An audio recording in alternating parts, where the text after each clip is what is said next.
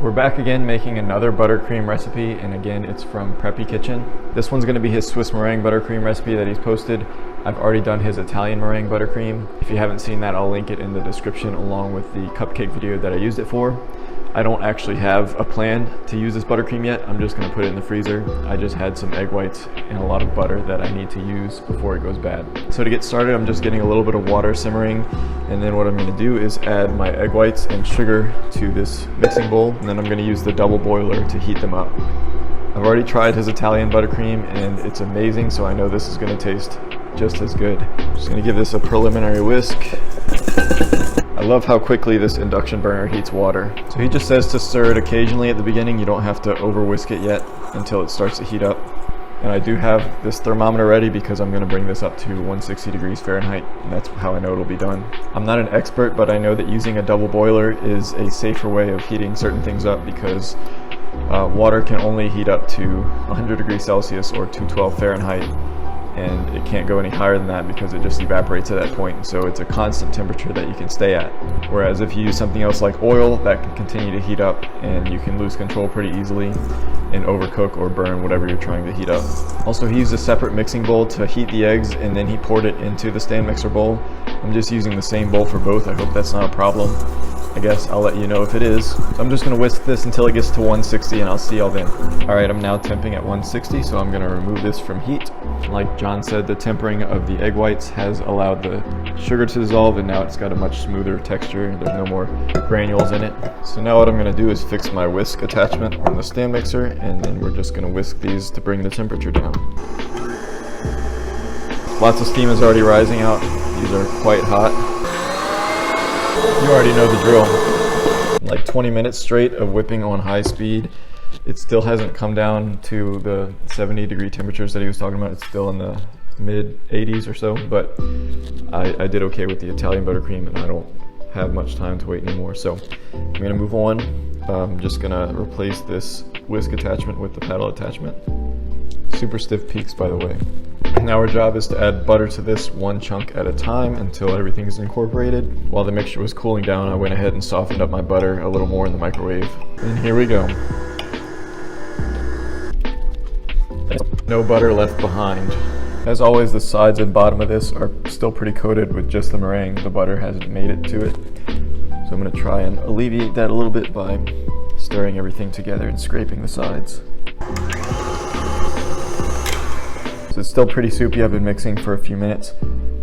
So what I'll probably end up doing is the same thing I did with the Italian buttercream, and that is sticking the whole thing in the fridge for a few minutes just to seize everything up, and then I'll bring it back out and finish it up. While that's chilling, I'm gonna get my vanilla pods out. I did the same thing again for my Italian buttercream, but I only used one vanilla pod and it just wasn't enough flavor. So I'm going to use 2 in this case. I still don't think it'll be enough, so I'm still going to have vanilla extract, but I'm going to use a little bit more of the bean flavor this time. I think there was a video done by Alvin recently where he compared vanilla beans to vanilla extract, like good quality vanilla extract, and most of the conclusion was that the vanilla beans didn't provide as much flavor as the extract did, at least not immediately, which is interesting, but it can kind of make sense because the beans aren't going to be able to infuse flavor as quickly as the extract does, because the extract has already extracted the flavor of the beans and, you know, dispersed it into the liquid that it's in. I still like the added touch of the beans that you can see, like in a buttercream, for instance, so I'm definitely happy to put them in there. Okay, now that we've had a chance to chill for a bit, we're going to go for our last little mix here. We're getting there, but it's rising up to the top, so another scrape down. Okay, so I think we've gotten to as much of the consistency as we are right now. I'm not going to be eating this right now, so I'm not super concerned with getting it 100% because I'm going to be freezing it. But what I am going to do now is add my vanilla beans, and then I'll add the vanilla extract to taste. Let's see where we're at here. Yeah, doubling the vanilla beans does add more vanilla flavor, but it still does need more extract like I expected. Let's try again.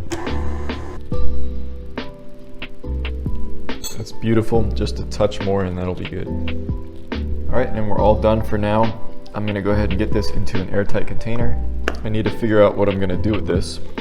By the time I post this video, I'll probably already have done it and figured it out, but I'm still gonna ask what you would do with buttercream, or if you have any ideas for me to do or something else next time I make buttercream, because I think I'm kind of addicted to doing it. I've fallen in love with doing it. I mean, I've only done it twice, but I'm still ready to do it again. So any type of motivation or any other ideas that you can give me would certainly help me out.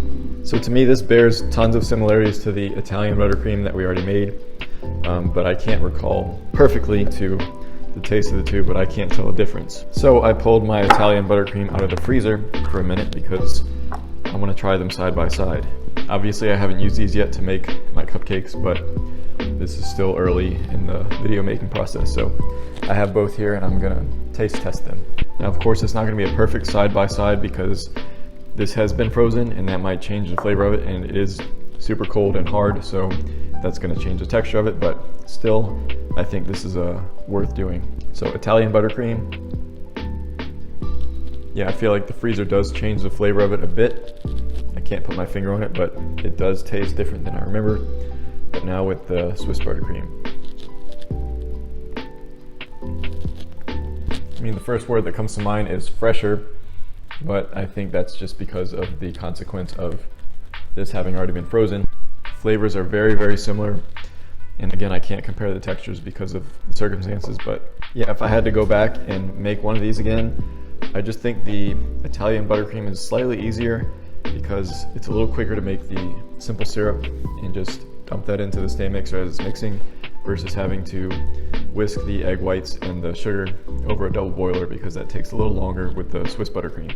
But I'm sure the professional bakers and people know which applications are better for each, and there are situations that are better with the Swiss buttercream and there are others that are better with the Italian buttercream, but I'm nowhere near professional, so I just like eating it and I'm enjoying making recipes that I see online. But if you did enjoy this, or you like this style of video, or you want to see me make some other recipe, you can send it to me and I will consider doing that, because stuff like this is what I love to do. So as always, thank y'all for watching and I'll see you next time.